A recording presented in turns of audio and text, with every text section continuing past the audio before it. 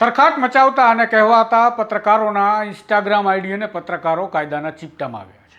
આ પહેલાં પોલીસનો તોડ કરવા જતાં તેઓ ભરાયા હતા, પણ હવે મામલતદારનો તોડ કર્યા બાદ મામલતદારે ઝેરી દવા પીતા ભેરવાઈ ગયા છે। જીનલ આહિરાણીથી બનાસકાંઠા અને વાવથરાદમાં તરખાટ મચાવતા અને ભેરવાઈ ગયેલા શખ્સે આઈડીનું નામ બદલી જાણો હકીકતના નામથી આઈડી શરૂ કર્યું અને ફરી તરખાટ મચાવવાનું શરૂ કર્યું હોય તેવું જણાઈ રહ્યું છે।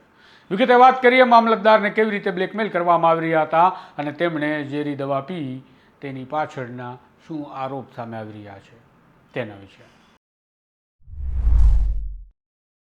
નમસ્કાર, હું છું આપની સાથે તુષાર બસિયા। આપ જોઈ રહ્યા છો સ્વમાન।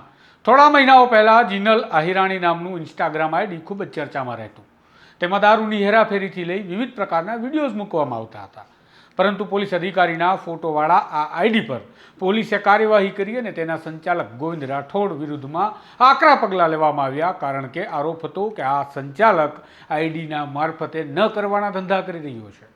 આ મામલા બાદ ગતરોજ સાંતલપુર મામલતદાર ડીડી પંડ્યાએ ઝેરી દવા પી અંતિમ પગલું ભરવાનો પ્રયાસ કર્યો।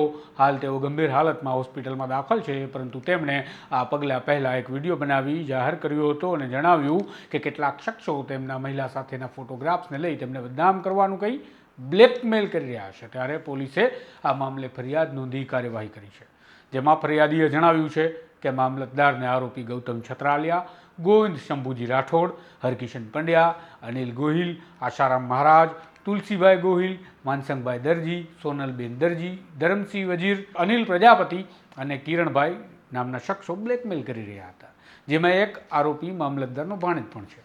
જ્યારે ગૌતમ છત્રાલિયા અને ગોવિંદ રાઠોડ બંને આ પહેલાં પણ વિવાદમાં રહી ચૂક્યા છે, જેમાં ખાસ તો ગોવિંદ રાઠોડ જે જીનલ આહિરાણી અને જાણો હકીકત ઇન્સ્ટાગ્રામ આઈડી પર કૌભાંડ બહાર લાવશે તેવી પોસ્ટ કરી અને તેને ડિલીટ કરવા માટે 5 લાખ રૂપિયાનો તોડ કર્યા બાદ તે પોસ્ટ ડિલીટ કરી નાખી હતી।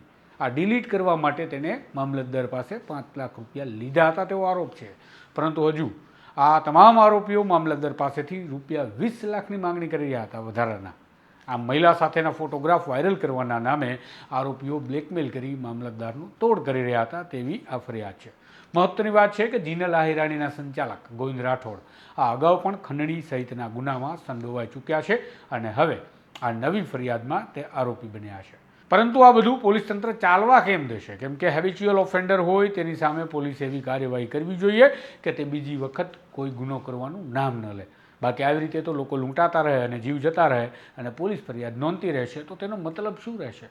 તમારું શું કહેવું છે કમેન્ટ બોક્સમાં જરૂરથી લખો અને ચેનલને સબસ્ક્રાઈબ કરવાનું ભૂલતા નહીં। નમસ્કાર।